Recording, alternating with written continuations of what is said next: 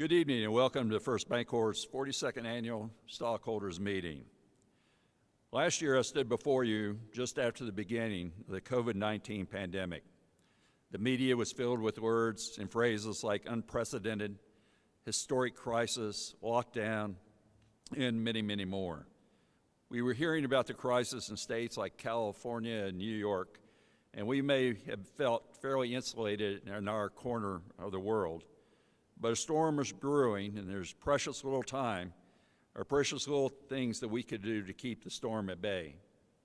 This virus would make its presence known to us in so many ways. It has impacted every facet of our world, physically, mentally, and economically. And there is no argument today that it still is a prevalent presence in our lives. Tonight, I would like us to take a moment to focus on what your company was able to do as a team. Words like ability, motivation, and attitude. The pandemic may have bent us, but it certainly didn't break us. For starters, it did not take away our ability to continue to meet the financial needs of our customers. Management may have had to find ways to do it in a creative manner, but we still maintained the business of the bank. And it did not prevent us from having the motivation to take care of our employees. Work schedules were altered as management found ways to accommodate employees who were ill or had been exposed to the virus, while finding ways to serve our customers to protect the safety and welfare of our employees and our customers alike. While we would not have known about this particular virus in advance, the groundwork had already been laid with careful contingency and disaster recovery planning over many years. Also, investments had already been made in technology that allowed for remote work situations and remote meetings. While the pandemic required us to commit to social distancing, it did not prevent us from building shareholder wealth or change our attitude towards serving the needs of our customers. You will hear later this evening about the Payroll Protection Program and its impact on our customers. More than 2,800 loans were made, which represented more than $250 million lent. These loans helped our small businesses while adding fee income to the bank. In the beginning, many banks were not participating in the PPP loans. Our ability to make these loans to our customers has built loyalty, but it provided us with a whole new base in which to work from.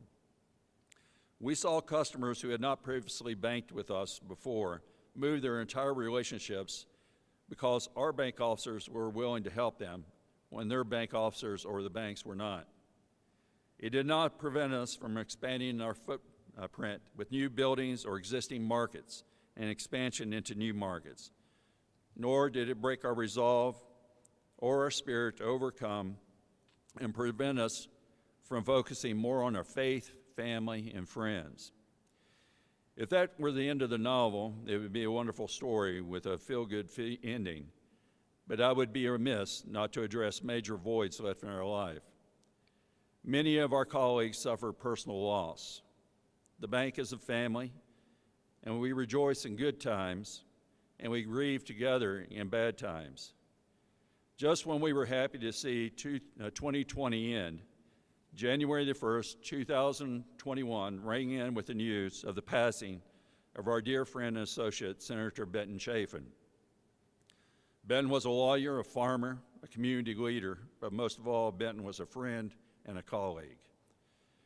When Ben first became interested in running for state office as a delegate, I asked him why he would invest the time and effort to hold a state office, a government office, when he had such a thriving law practice.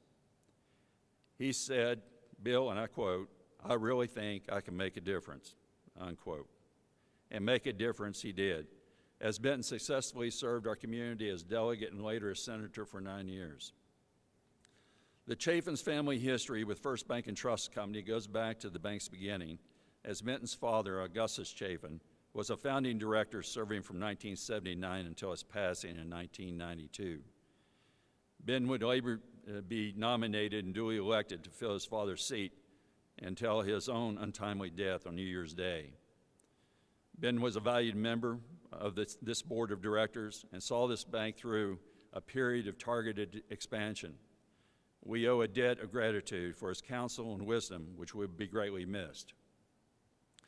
Though he can never be replaced, his eldest daughter, Sophie Chafin Vance, is being nominated tonight to serve out his remaining term and to continue a family legacy. I would also like to recognize C.B. Yates, who will be retiring from the board and the bank after 31 years of dedicated service.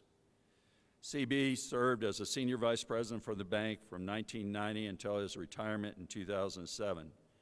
He then went on to serve as a board member until tonight, when his term expires.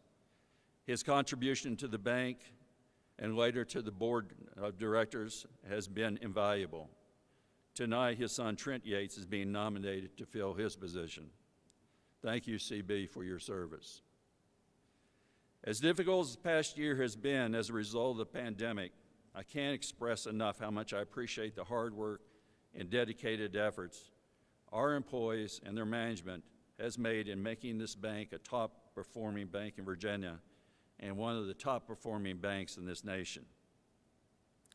Finally, there's a saying that's been said quite frequently lately, and quote, "We are all in this together," unquote.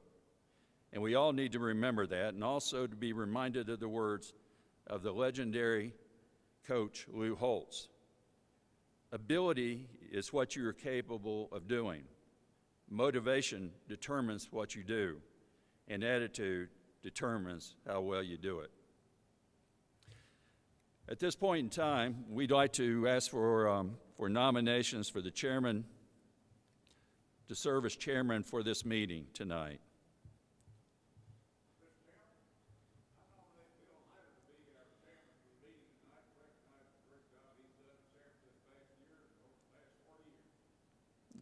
Well, thank you, Dave. Is there any other nominations? Mr. Chairman, here are no additional nominations. I second the motion presented. Then William Hyder is then duly elected by acclamation. We'll then call for nominations for secretary to serve the meeting.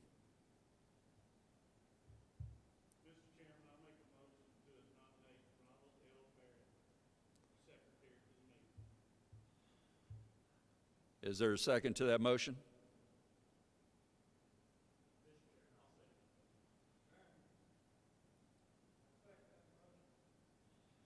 Yes, are there any other nominations?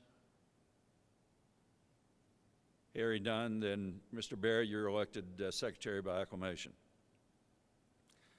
I would ask now that the secretary give proof of notice of the meeting.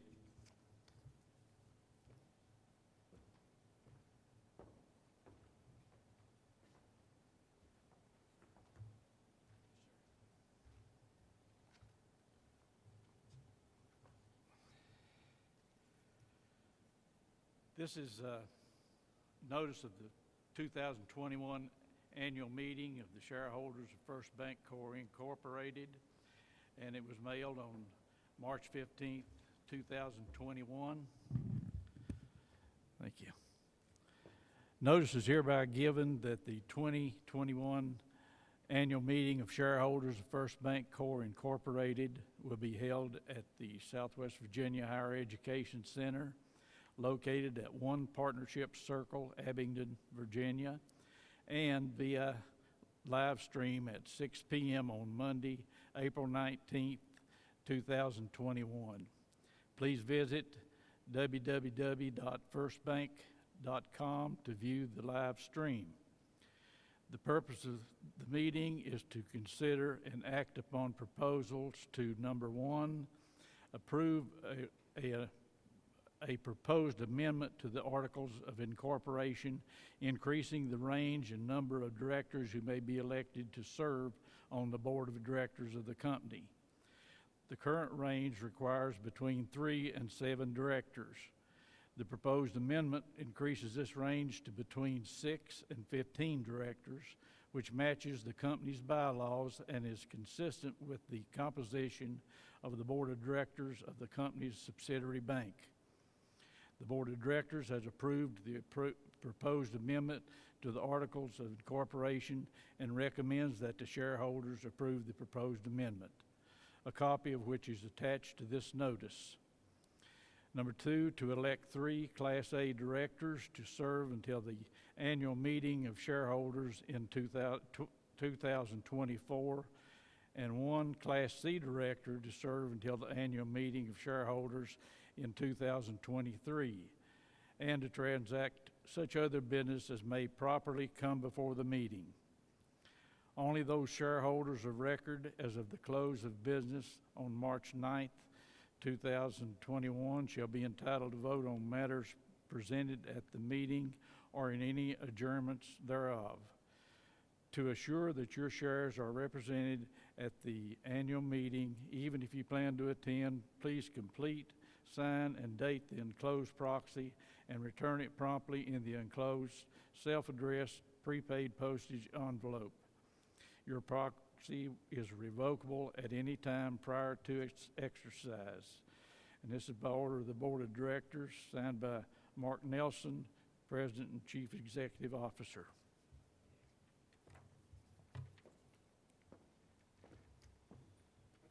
Thank you, Mr. Secretary. We've heard the Secretary give reading of the notice for the meeting. Do I hear a motion that the meeting conforms to the bylaws?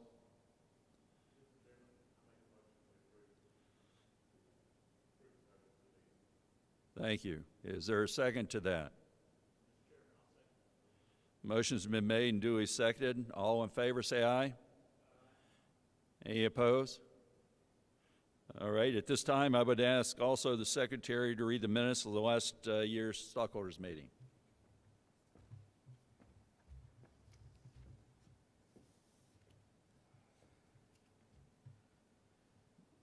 The annual stockholders meeting of First Bancorp Incorporated on April 20th, 2020. The annual meeting of the shareholders of First Bancorp Incorporated was held at the Southwest Virginia Higher Education Center in Abingdon, Virginia on Monday, April 20, 2020. This annual meeting was called and conducted in accordance with bylaws of First Bancorp Incorporated of Lebanon, Virginia. A. Benton Chafin, Jr. welcomed the shareholders that were in attendance, including those shareholders viewing the live stream meeting, and then proceeded to call for nominations for the election of a chairperson for the meeting. A motion was made by David Leonard and seconded by Mark Nelson that A. Benton Chafin, Jr. be elected as chairman for the meeting. Mr. Chafin was duly elected by acclamation. The chairman then called for nominations for secretary. A motion was made by William Hyder that David Leonard serve as secretary for the meeting.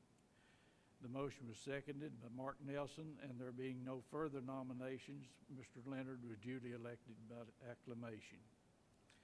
The chairman then requested that the secretary present proof of the official notice of the meeting, whereupon Mr. Leonard responded by reading the notice sent to all shareholders. A motion was then made by David Leonard II that the shareholders approve the notice as complying with First Bank's bylaws. The motion was duly seconded by Raleigh Hyder and unanimously carried by all present. The chairman then requested that the secretary read the minutes of last year's stockholders meeting.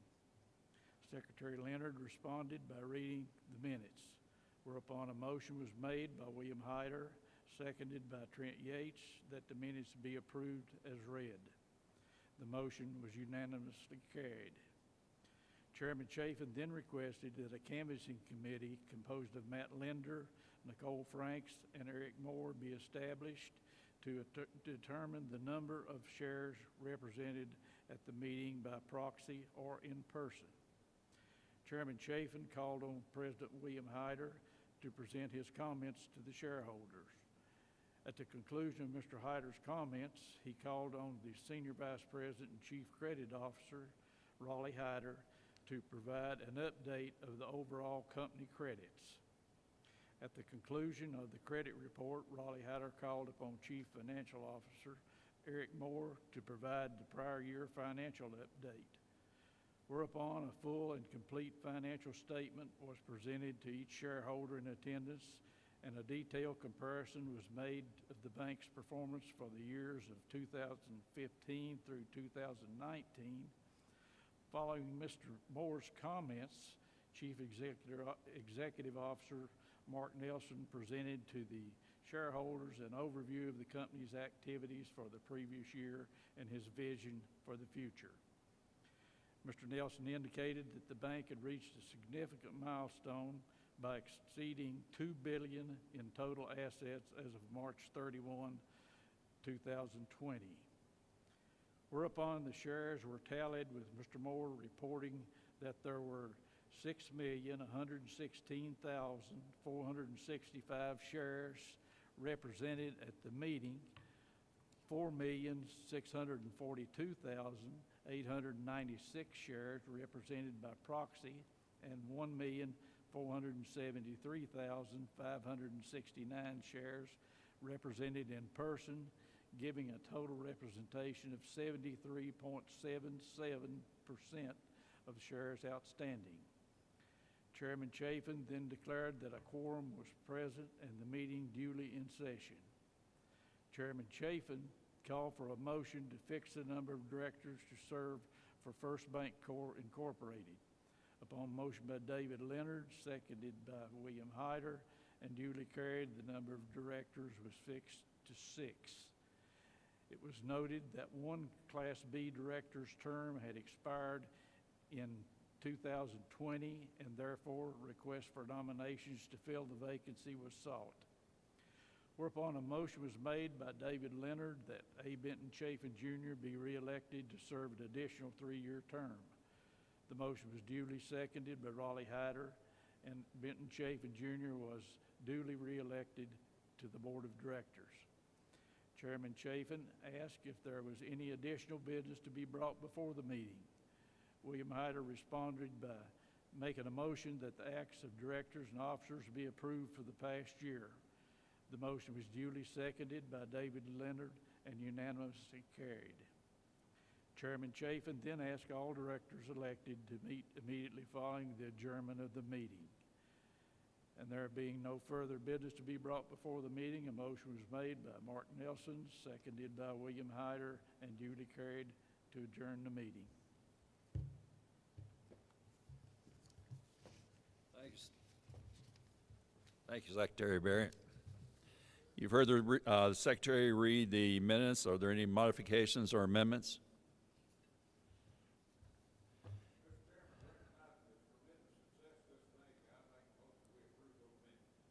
Thank you, Mr. Leonard. Is there a second to that? Thank you, sir. I will call for a vote then. All in favor, say aye.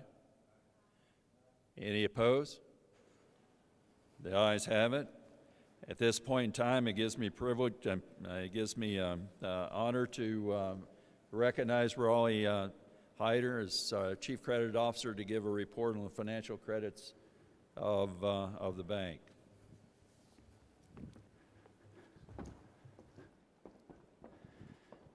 Thank you, Mr. Chairman, and thank you, shareholders, for giving me the opportunity to talk tonight about your bank's loan performance in 2020.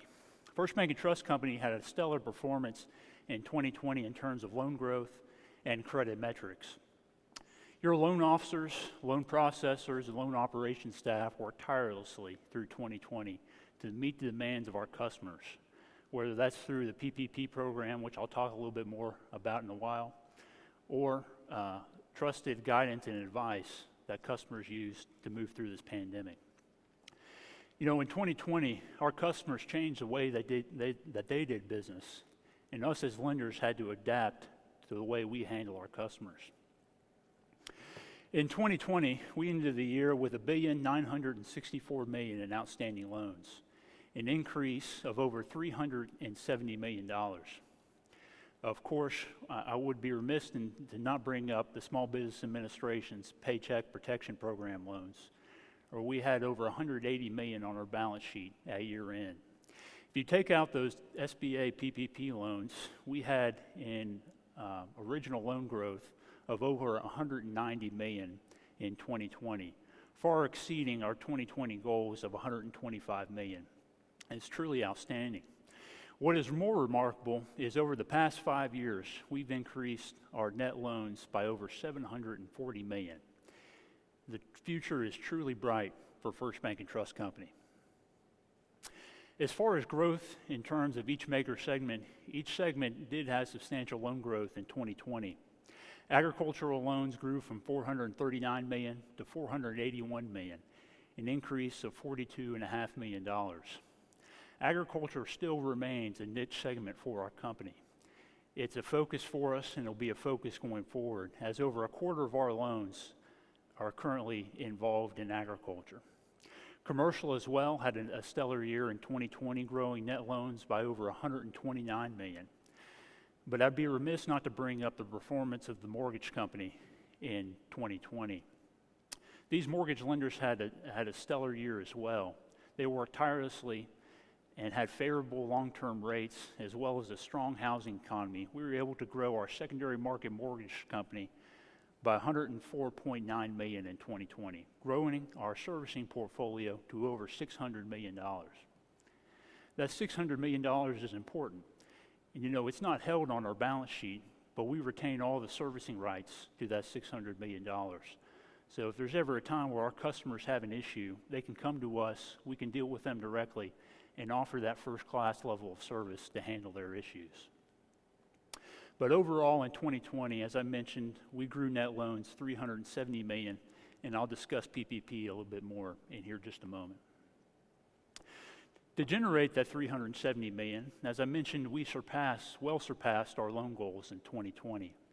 The majority of those new loans booked were in the commercial sector of $554 million, agriculture of $143 million, and our mortgage portfolio, be it in-house mortgage and secondary market mortgage, of over $210 million. These new loans generated represent all loans closed in 2020 for First Bank and Trust Company, and I'm pleased to tell you that we closed over $1 billion in loans in 2020, not accounting for PPP, which is truly, truly remarkable. We did that amid a pandemic when we had social restrictions on meeting with customers and conducting our business, but we were able to get the job done. Now, I want to spend a little bit of time talking about the Small Business Administration's Payroll Protection Program. As I mentioned, our lenders worked through the night, early in the morning. Our loan processing staff worked through the night and in the morning, and our loan operations staff worked tirelessly to handle the increased volume of notes coming into our company. In 2020, we did almost 2,900 in Paycheck Protection Program loans, otherwise known as PPP. That's 2,900 small businesses that were able to help make payroll in 2020. We did that by funding over $252 million. At the same time, we helped our customers through the arduous forgiveness process, and we've forgiven to date through the end of 2020 of over $71 million, and we continue that process today. I'm happy to tell you that the majority of our loans were to small businesses. At the end of 2020, 68% of our PPP loans were $50,000 or less, and the average loan size was $87,000. That shows First Bank and Trust Company's commitment to the small business and the family-run business.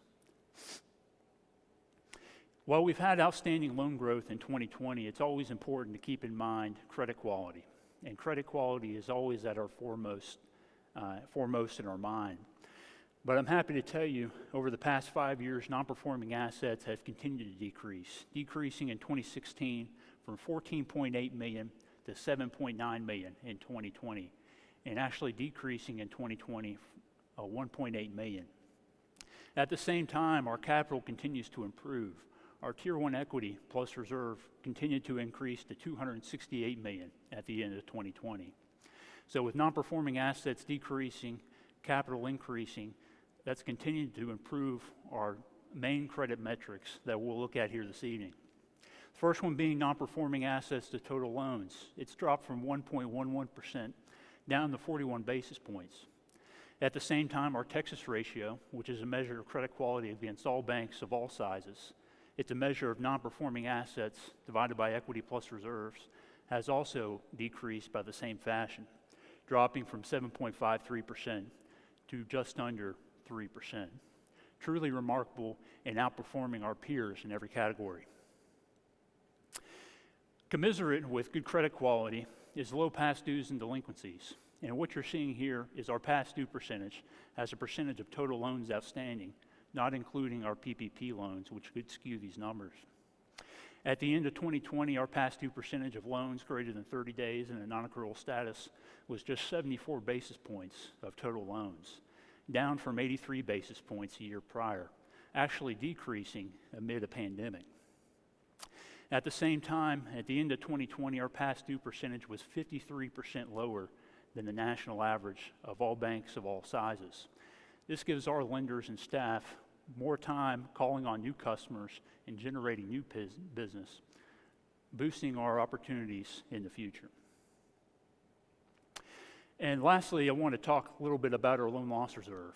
You know, we all understand that lending is a risk business, and we have the loan loss reserve outstanding as a hedge in case things don't go exactly as how we planned. But I'm happy to tell you in 2020, First Bank and Trust Company had very minimal losses. In fact, in 2020, we had loan net charge-offs for loans of $50,000. You know, net charge-offs is a function of loans charged off and loans previously recovered or previously charged off accounts. But we started off the year with $17.8 million in loan loss reserve. We added $7.2 million and ended the year with a little over $25 million in loan loss reserve. As a percentage of total loans, if you compare that to 2019, at the end of 2019, we had about 1.12% our reserve to total loans. Now we're at 1.40%, excluding the balance for PPP. Matter of fact, even including PPP, our loan loss reserve was 1.27% of total loans. This reserve will help propel us further in the future and help compensate for further loan growth and opportunities. As we're happy to see 2020 pass by, we're continually looking in the future. We will continue to seek out highly qualified borrowers while continuing to offer first-class service to our existing customers. We'll continue to grow outstanding loans, but we will not sacrifice credit quality for the sake of loan growth. We will continue to meet the needs of our community by placing local deposits into local loans, and we will always provide the resources necessary to our lenders and staff to accomplish these goals. It's been my pleasure to talk about these good numbers in terms of credit tonight, but I'd like to introduce Eric Moore, our Chief Financial Officer, who will give us an overview of our financial performance in 2020. Thank you.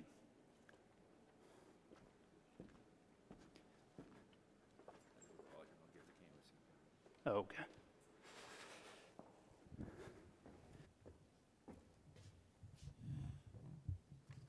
Thank you, Brawley, for that excellent report on the bank's asset quality.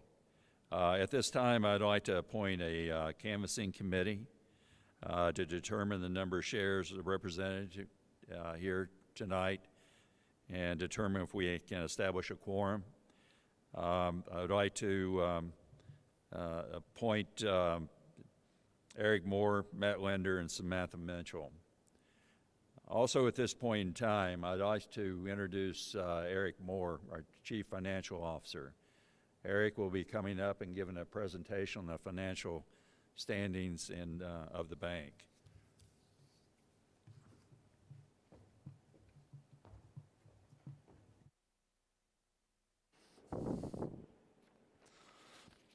Thank you, Bill, and thank you, Raleigh. First Bank and Trust Company produced outstanding financial results in 2020. As you already know, if you've looked at our annual report. If you haven't had a chance to look at the annual report, I would encourage you to do so. It's out there and available at www.firstbank.com, and I encourage you to take a look at it because we're very proud of it. But I'm going to highlight some of those results that are contained in that annual report. First Bancorp ended 2020 with $2,344 million in total assets, which is an increase of $395 million over December 31st, 2019. This represents an increase of over 20% in total assets for the year. As you'll see on the following slides, this increase was driven by very strong loan and deposit growth. Total deposits grew $371 million in 2020, representing an increase of 27%. The growth was concentrated in non-interest-bearing deposits, but we also saw strong growth in personal and business money market accounts, as well as savings accounts. Deposit growth was driven by several factors, including stimulus payments received by our customers, deposits of PPP loan proceeds, and the acquisition of new account relationships and deposit accounts. As I mentioned in the previous slide, total deposits were up $371 million in 2020. The growth was, the majority of that growth, right at $200 million, occurred in the non-interest-bearing deposit category. In total, non-interest-bearing checking accounts grew 53% year over year and now represent over 30% of our total deposit base, up from 23% at the end of 2019. Again, the acquisition of new deposit relationships fueled this growth, along with stimulus and PPP proceeds received by our personal, business, and public customers. In our summary of operations, net interest income increased from $86,366,000 in 2019 to $90,863,000 for 2020, driven by the growth in loans outstanding and receipt of PPP fees, while at the same time interest expense decreased from $17,458,000 in 2019 to $11,408,000 in 2020 due to lower interest rates. This resulted in a net interest income increase to $79,455,000, a 15% increase over 2019. The provision for loan losses increased to $7.3 million in 2020 to ensure against potential credit losses arising from the pandemic, up from $1.1 million in 2019. Other income rose to $20,660,000, which is $6.6 million up from the $14 million we earned in 2019. This growth was driven by exceptional performance in our mortgage division, which benefited from a low interest rate environment as well as a strong housing market. Other expense totaled $52,687,000, up from $46,743,000 in 2019. The bank paid taxes in 2020 of $7,959,000, with net income totaling $32,157,000 for full year 2020, an increase of over 15% from the $28 million earned in 2019. First Bancorp remains strong and well capitalized, ending the year with over $235 million in total equity, an increase of $19 million or 9% higher than at December 31st, 2019. On a per share basis, earnings per share amounted to $3.88, up 50 cents from the $3.38 per share earned in 2019. This represents a 15% increase in earnings per share. Cash dividends grew 9% from $1.38 in 2019 to $1.50 per share in 2020.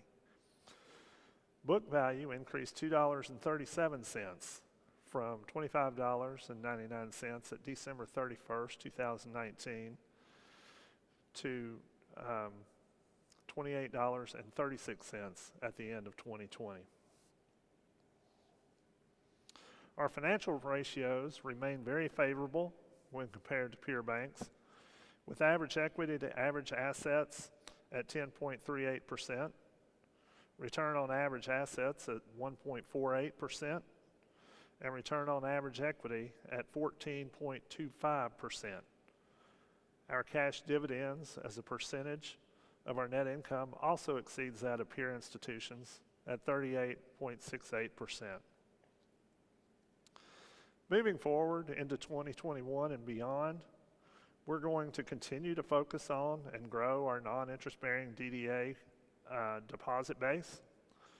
We're going to enhance non-interest income, particularly from Trust and Wealth Management Division and from commercial deposit analysis. We're going to continue to manage our non-interest expense and maintain an above-peer efficiency ratio. And we want to deploy excess liquidity to higher earning assets. Now, at this point, I'm going to turn the meeting over to our President, Chief Executive Officer, Mark Nelson.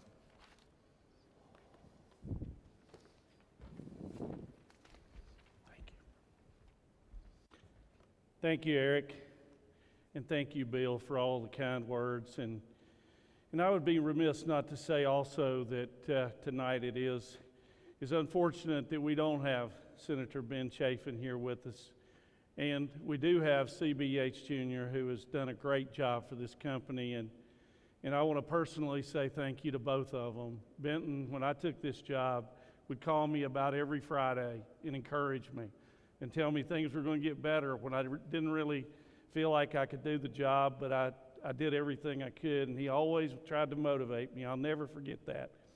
And CB, he came on the board when I did, and I had a great relationship with him. He's been a great mentor to me, and they set the standard for being a gentleman, which no one could ever accuse me of that, for sure, but they are certainly going to be missed. But mostly what I want to say is after hearing those presentations, hearing those remarks, yes, we do still have COVID and we still have issues out there, but we've got a reason to smile. We've got a reason to be optimistic about the future. And I hope that everyone will be positive. Things are going to get brighter. And I really appreciate everybody's support for our company, because it takes everybody to make this company work today. But at this time, what I'd like to let you do is enjoy a short video that summarizes 2020 for First Bancorp Incorporated.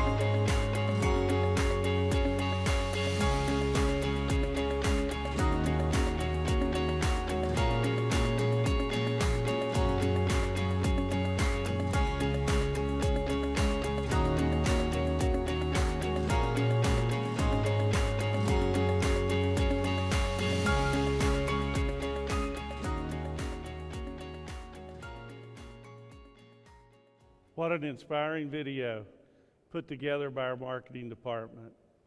But none of the results presented by Raleigh, Eric, or in the video would have been possible without the dedication of the 400 plus employees that take care of our customers on a daily basis. And I would like to thank each of them as employees, and you may not know it, but about 98% of our employees are also shareholders through our KSOP plan. As we always say, they have skin in the game, and they're really working for themselves.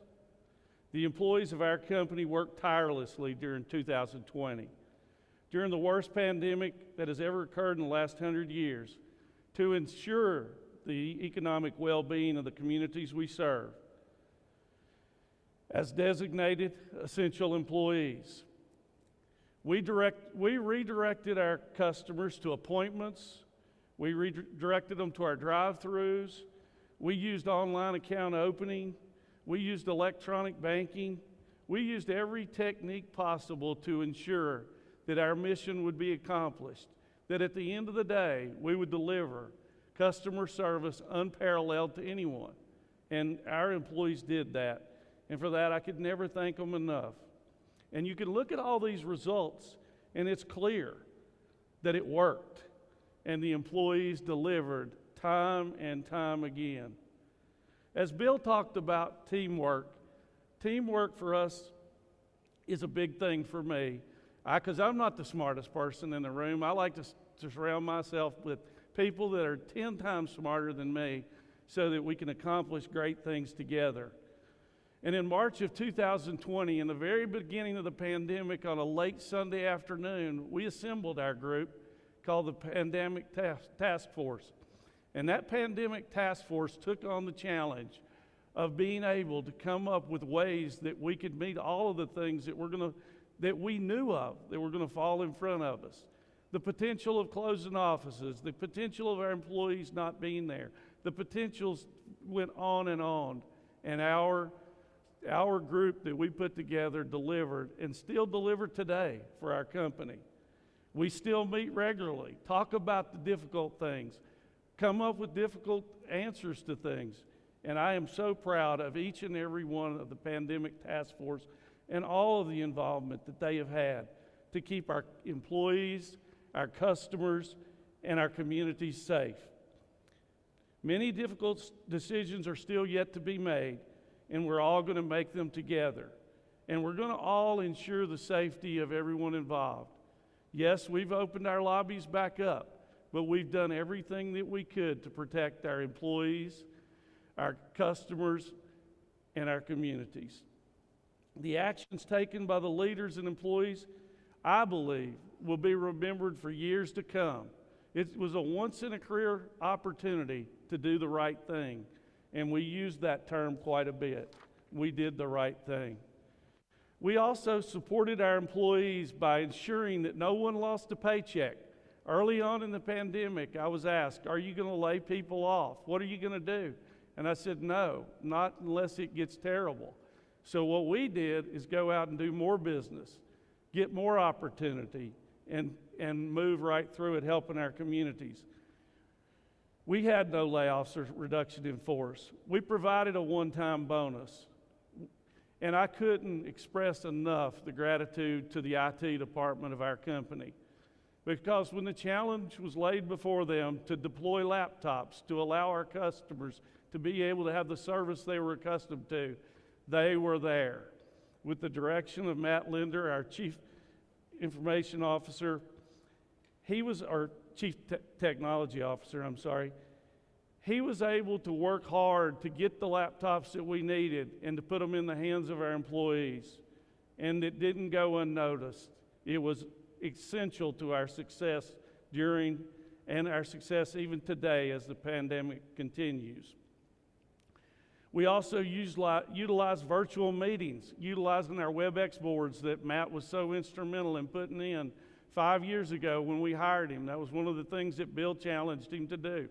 He put those in the offices. We were able to keep our employees safe, but to move forward with the meetings that we needed to have, and it served us very well. We worked with our employees that were affected by COVID-19. Every situation was different. but we did everything we could to help each and every one of those employees. We supported our customers and our communities. Bill, Raleigh, and Eric all talked about the Paycheck Protection Program. And I will tell you, our company was ready when it was rolled out. There were a lot of banks that weren't ready. Under Raleigh's direction and all the hard work that he put in and all of our employees, on that first night, late into the night, I am convinced that if we weren't the first to put an application in, we were very close to the first company to put one in. But in the first week, we had $100 million of applications that were put into the SBA system. That was $100 million that helped our customers, and it couldn't have come at a more timely time for our customers and non-customers. And many of those employees worked late into the night. They worked with each other, they passed on things, and they helped each other to be able to make that work. And we never asked them to work on Saturdays. We never asked them to work at night. They did it on their own because they wanted to make sure their customers were taken care of. And I'll be eternally grateful to them for all of that work that they did. To date, we talked about the $252 million in PPP loans, but we're here in April today. That was only the beginning of the Paycheck Protection Program. Round 2 came along, and we did another substantial amount. And our total PPP loans that have been done today exceed $373 million.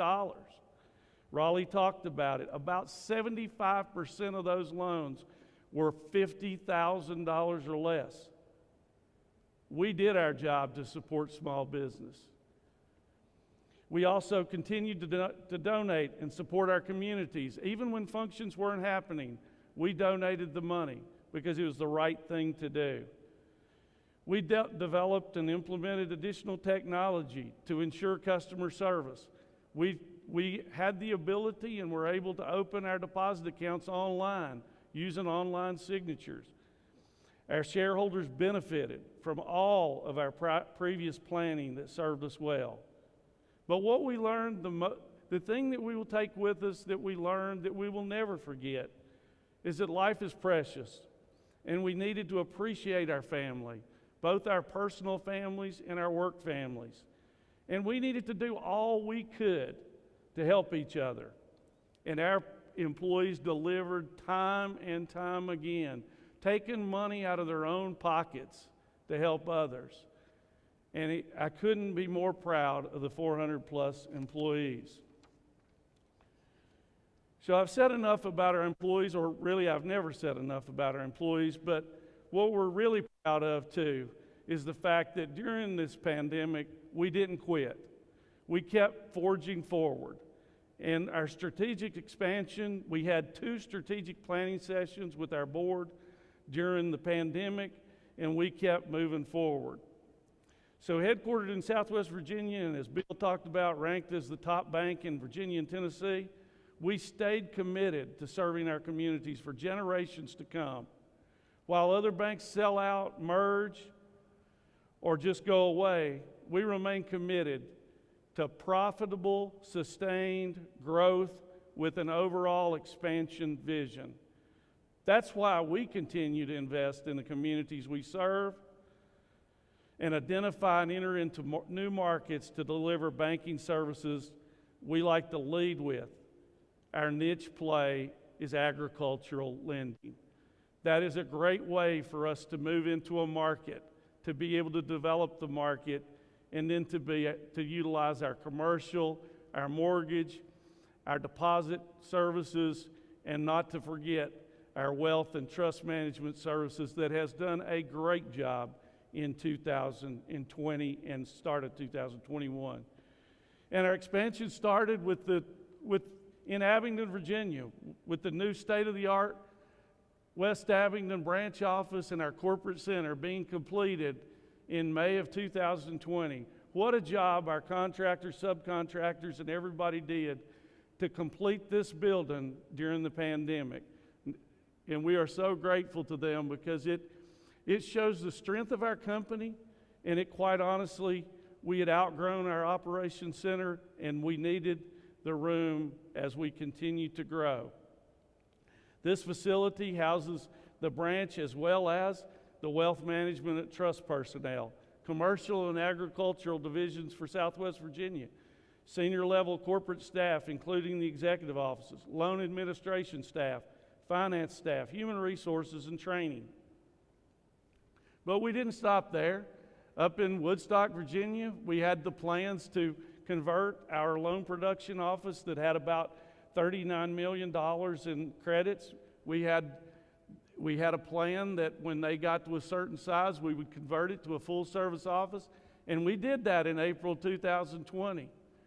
The office was completed. We moved from our loan production office over to that office, and the loan production office was put in 2014. This conversion to a full-service facility provides comprehensive deposit services, and it gives us the opportunity to continue sustained growth in the greater Shenandoah Valley. I am extremely proud that we moved into Morristown, Tennessee. If you've ever been there, you know that Morristown is a commercial and industrial town.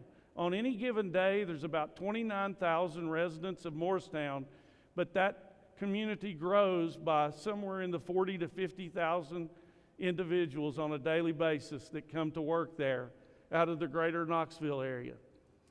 And I must tell the story about Morristown because when we decided to go to Morristown, I came back and I talked to Hugh Ferguson, our regional senior vice president in charge of East Tennessee, and said, Hugh, we'd like to go down to Morristown, and can you go down and see if you can find somebody that would be the right banker to take us there? Well, Hugh had a friend that he had worked with at a previous regional bank. He called up David Slack, and he went down just to talk to him about the potential of us going to Morristown. And after listening to Hugh, a couple of days later, David called him back and said, Hugh, if you're really going to come to Morristown, I'd like to come to work for First Bank and Trust Company because I can see the vision and I can see that it'd be a place for me to complete my career. So we're really proud that David came to work with us. We're fortunate enough to get Jimmy Millsaps to come with us, and then Martha Grunman as their administrative assistant.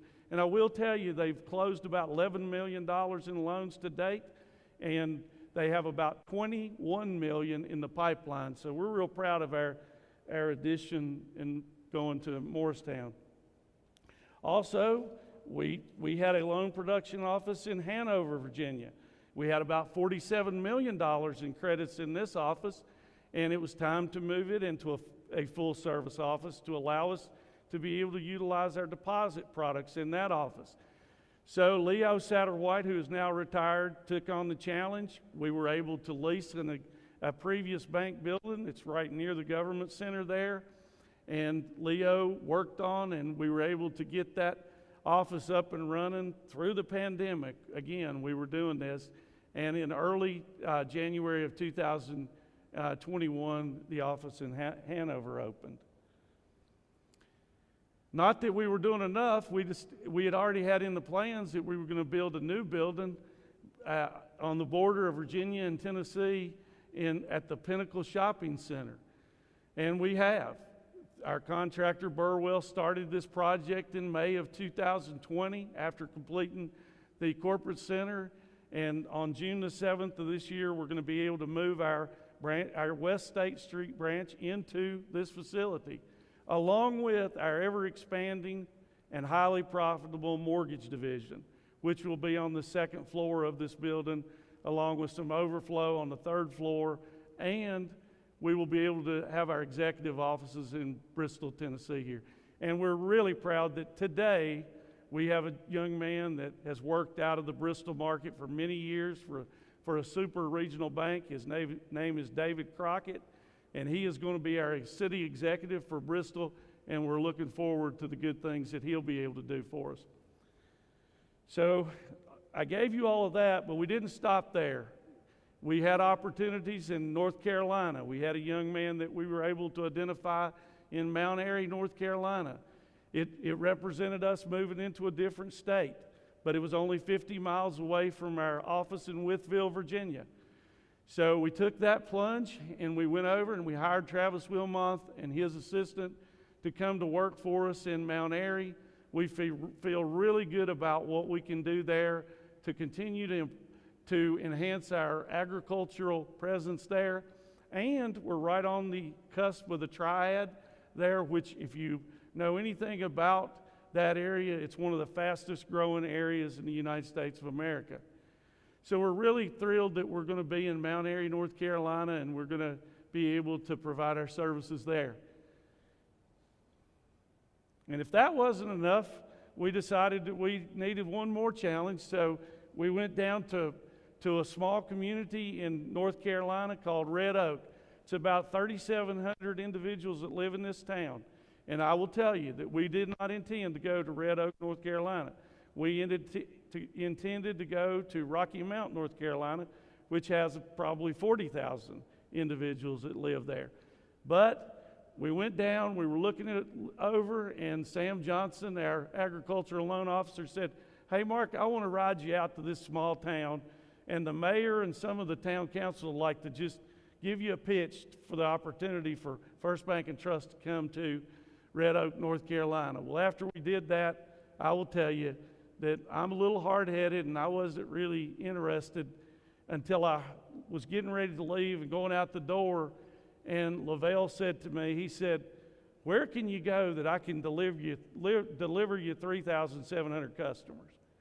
And I can deliver you the county or the town's business and the substantial deposits that we have." So the decision was made, and we're going to Red Oak, North Carolina, into a previous bank building that we've leased. But better than that, I've always believed that divine intervention has been a part of my life. I've never done much, but I've had a lot of help along the way. And I got a call from one of our lenders in Stanton, Virginia, Leonard Pittman, and he said, "Hey, Mark, you probably didn't know this, but I grew up around Nash County, North Carolina, Red Oak, and Rocky Mount, and Nashville, North Carolina, and my wife's parents, they're getting a little elderly, but they own car dealerships in this area. So, I'd really like to go back down to that area and do some work." So Leonard Pittman is going to go down there, and we're really excited about what we're going to be able to do in Rocky Mount, North Carolina. But I could talk and talk and talk, but really when you come down to it, what is all this going to do or has done for you, our shareholders? Or I apologize, I about forgot the last office, which was another new one for us. It's in Daleville, Virginia. It's a loan production office, and that loan production office is going to be right out in Botetourt County. And that office will open up next month, and we have an agricultural lender there that we believe is going to have success in that area, along with Mickey Bronco, who's our mortgage banker in that area that we believe is going to have success. And again, I believe in divine intervention, and we found out a few weeks ago that one of the oldest banks in Virginia, Bank of Fincastle, is being acquired. So that should give us some additional opportunity in Daleville. And I would like to say that our Roanoke loan production office, we have about $99 million worth of credits in that office, albeit they're not all in Roanoke, but we do manage them out of that area. And now moving right along to your bank. Eric talked about early on, we talked about the dividends, and in the annual report that he talked about, the dividend increase over the last 5 years, going from $1 to $1.50, a 50% increase. Our independent trades of our stock going up 103%. But I will tell you, I'd be remiss not to just go back in time a little bit. I was just a junior in high school, and I certainly wish I had invested $1,000 in First Bank Corp in 1979, which would have purchased me 50 shares at $20 a share, which would equate to 6,400 shares today, which would equate to about $505,600. So that's what holding on to something can do for you. And the last 3 trades of our stock have been, if you look at the 3 trades, on March the 30th, 2021, 1,000 shares at $77.50 a share. March 31 of 2021, 735 shares at $78.50, and then 300 shares at $79 a share on April the 2nd. So your investment in First Bancorp continues to move forward. I wanted to give just a brief summary of where we are at the end of March 2021. I stood up here last year and I was so proud to talk about going over $2 billion. Well, this year I'm more proud to stand up here and tell you, and I will tell you part of it is the PPP loans, as Raleigh talked about, but it never hurts when you have total loans of $2,028,649,000. So it was a milestone to go over $2 billion in assets, but we went over $2 billion in loans this year, by March. If you look at total assets at $2.5 billion, I couldn't have dreamed that we would ever get to there by March of 2021. And then our total shareholders' equity continuing to grow to $241 million. Our net income, albeit there are lots of different factors, but I would be remiss not to congratulate both Eric and Raleigh on all of the work that they have done to ensure that our net interest margin continues to be stable and moving forward. So what a great start to 2021. Moving right along, what does that mean for you as a shareholder? Well, we've already paid out 81 cents a share in dividends this year. 40 cents a share on January the 4th, 2021, 41 cents on April the 4th, 2021. So we paid 81 cents. Our goal for the year is $1.66. I am sure feel really comfortable that we'll meet or exceed that goal. And to date, we've paid out $6.7 million.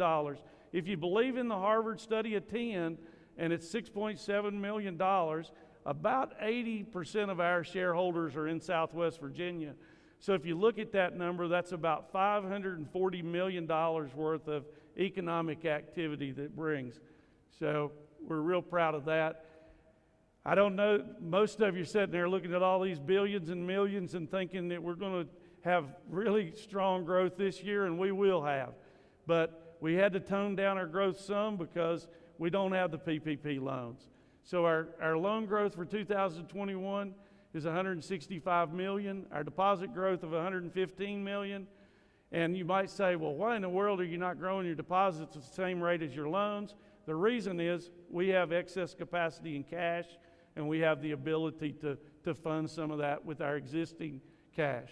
Capital growth of $22 million, even paying out the dividend of $1.66 a share. We do believe our return on average assets will be at about 1.45%, and our return on average equity will be 14.23%. Last year, I talked about the Vision 2026. We have not changed it, although we could.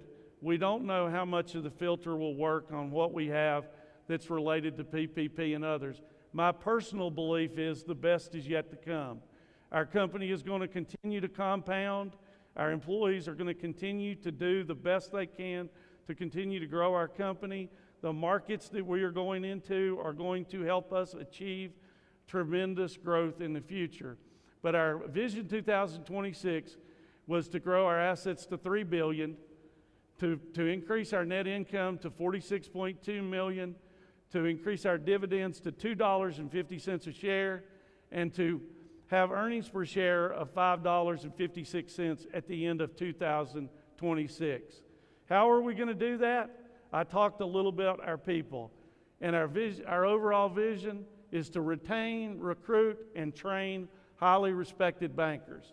I want to say that again because I want everybody to understand. We want to retain, recruit, and train highly respected bankers. We will never be able to retain everybody, make everybody exactly happy with what we're doing, but we're going to do everything in our power to help people understand the value of our company and the value of being a team member of our company. It's not an individual race, it's a team race.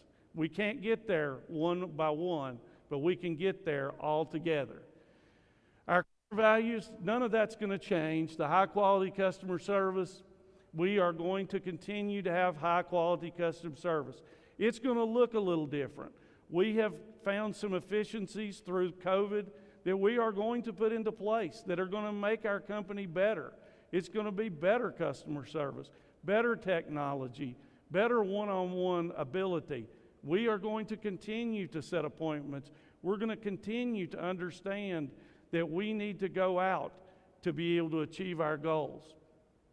We're going to continue to motivate our employees. We're going to ask a lot out of our employees, and we're going to give a lot back to our employees. We need that to be able to continue to sustain our company independently. Profits, we need the profits. We are going to keep our eye on the profits because we, as Raleigh said, we'll never give up credit quality to just have growth. We need the profits to be able to continue to find new markets, to be able to pay back to our shareholders that have put their hard-earned money into this company. We need to be able to reward them. Our honesty, it goes without saying, we need to be honest. It's hard sometimes to look somebody in the eye. I never thought I'd ever have as much trouble as I've had with this job, but I learned very early on, the easiest thing I could do is look the employee in the eye and be fair to them and tell them a lot of times what they did not want to hear, that they had to come to work, they had to work, and they had to continue to build on our foundation that our leaders created before us. Enjoyment. There is no doubt about it. If you know me, I love to laugh. I love to cut up. I want to have fun at whatever I do, or I don't want to do it. It's just the way I operate. Some people see that as a weakness in me. I see it as a strength that I can laugh things off, that I can take stress away from things by being able to make light of it when I don't need to get so into it that I overreact or make a decision that I wish I hadn't made. But in closing, I would like to go back to my notes on a word of thanks to our shareholders, and I will continue to challenge our employees to provide world-class customer service that exceeds our mission statement. I want to personally thank all of the past and current leaders of our company that built the foundation that will be utilized to meet or exceed our overall vision. I would also like to thank our loyal shareholders and board of directors who have continued to support our vision of profitable growth and sustained independence. Again, profitable growth and sustained independence. I am humbled to be the president and CEO of First Bancorp Incorporated, and it would have never been possible, without the absolute best banking staff in the world and the absolute best administrative assistant. And I will tell you, she puts up with a lot from me, but she does a lot for me, and I can never repay her for all she's done. In closing, I will continue to do my best, and although some may not agree with it, I will always do my best to be fair to everyone that is a stakeholder of this company. Mr. Chairman, I believe you have some additional business to conduct. Thank you very much.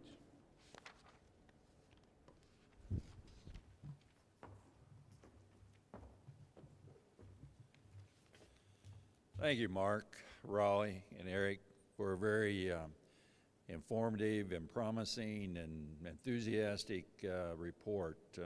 First Bank and Trust has a great future ahead of it, and I'm always excited to be a part of it. At this point in time, I'm going to ask the canvassing committee to give us a presentation of the stock that's represented here tonight. Mr. Chairman, I'm reporting that there are 6,507,320 shares represented at this meeting. Of those shares, 4,261,445 shares are represented by proxy, and 2,245,875 shares are represented in person. There is a total shares outstanding of 8,286,9 947 shares, which gives us a percentage of 78.52% of shares voted. Thank you, Mr. Moore. You've heard the report. There's 78.52% of shares represented here tonight by in person and by proxy. Therefore, declare the meeting duly in session. The purpose of our meeting tonight is twofold. One is the election of directors, and the second is an amendment to our articles of incorporation.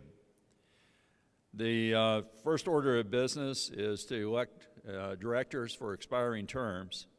In accordance to our Article 4 of our Articles of Incorporation, stockholders will vote to elect directors on a 3-year staggered term. The staggered terms are set up as A, B, and C directors. A directors' terms expire April 2021. Class B directors' terms expire April 2022. Class C directors expires in 2023. The expiring terms tonight are Dave Leonard and Mark Nelson. And so we have nominations to re-elect those individuals, but do I hear any other nominations?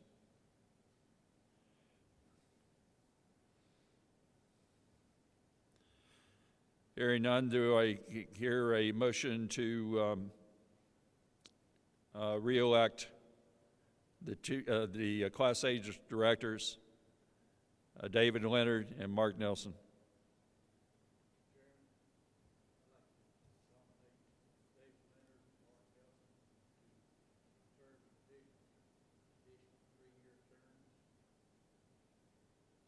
All right, we've had a motion. Is there a second to that motion?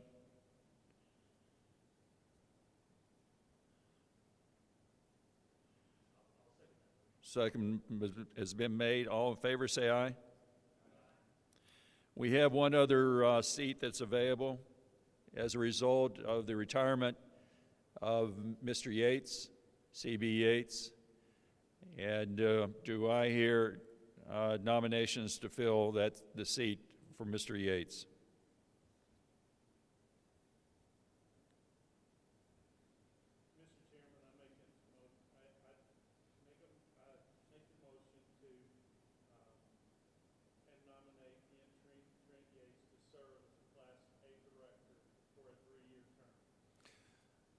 Trent Yates has been nominated to serve a 3-year term to fill the seat of retiring C.B. Yates.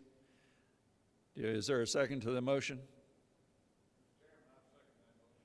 Motion's been duly seconded. All in favor, say aye. Any opposed? Okay, we also have tonight the need to fill a vacant Class C director's seat left by the unfortunate passing of Senator Benton Chafin. Do I hear nominations that for that seat to be filled? Mr. Chairman, I would like to nominate Mr. Chafin's daughter, Sophie Chafin Vance, to serve honorably that seat until 2023. You've heard the nomination for Sophie Chafin Vance. Are there any other nominations? There's a motion to approve to second Sophie Chafin Vance nomination. Hearing no other nominations, all in favor say aye. Any opposed? Okay. The next order of business is to address the articles of to amend the articles of amendment for First Bank and Core. Right now, we have directors. It's set up for directors from 3 to 7. Because of the growth of the bank and because of the aging, you might say, of the existing directors, we feel it's very important that the board seats be expanded. And we have proposed an amendment to the Articles of Incorporation increasing the range and number of directors who may be elected to serve on the board of directors for First Bancorp to increase it from 6 to 15 directors.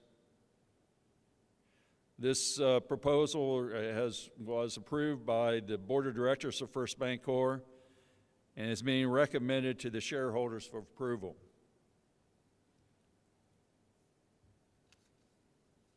Do I hear a motion to modify the amendments? Modify the Articles of Incorporation. Mr. Chairman, I would make a motion to modify the Articles of Incorporation in accordance with the notice provided to our shareholders. And Mr. Moore, the canvassing committee can provide us with the number of shares that were in favor of that. Mr. Moore, this has been proposed or sent out for notice. How do you read?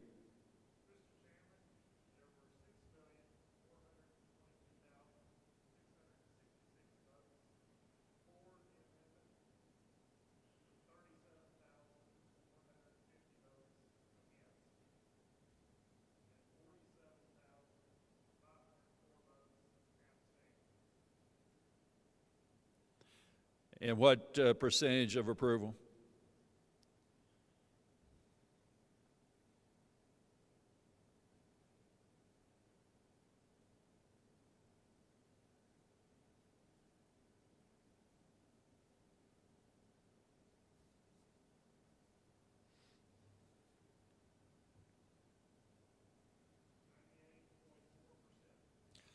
.4%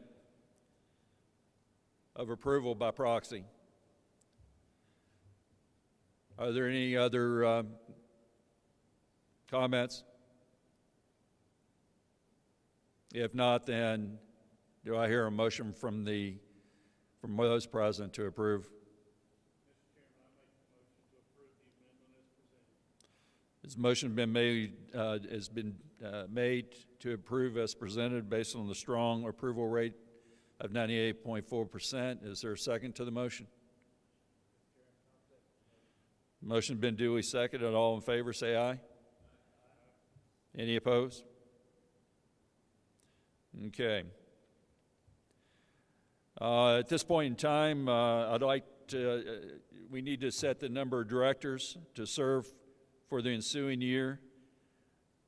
Do I hear a motion?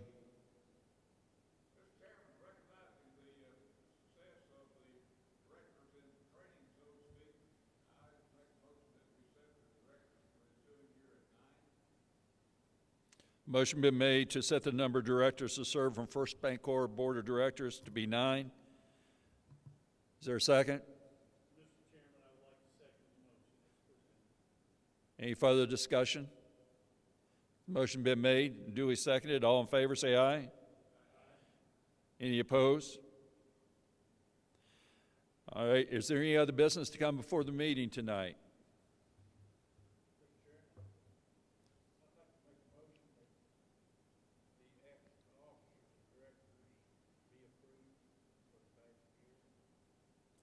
Well, that's an excellent idea, Mr. Barrett, and I greatly appreciate that. Is there a second to that motion? Seconded. All in favor, say aye. All right, motion is carried. Again, I want to say thank you all to the board members, to the officers of First Bank and Trust Company, and to all the employees for the excellent job that they have done this past year. It's been outstanding. I think we are all encouraged with the future of the bank. There's exciting times ahead of us. And I would like to remind the board members that we'll be adjourning for a organizational meeting following this meeting back at the corporate office. Is there anything else to come before the meeting? Mr. Chairman, I would like to make a motion that we adjourn the meeting this time. A motion has been made by our President and CEO Mark Nilsson to adjourn the meeting. Is there a second? Seconded by Mr. Leonard. All in favor, say aye. Any opposed? The ayes have it. Thank you all very much. We stand adjourned.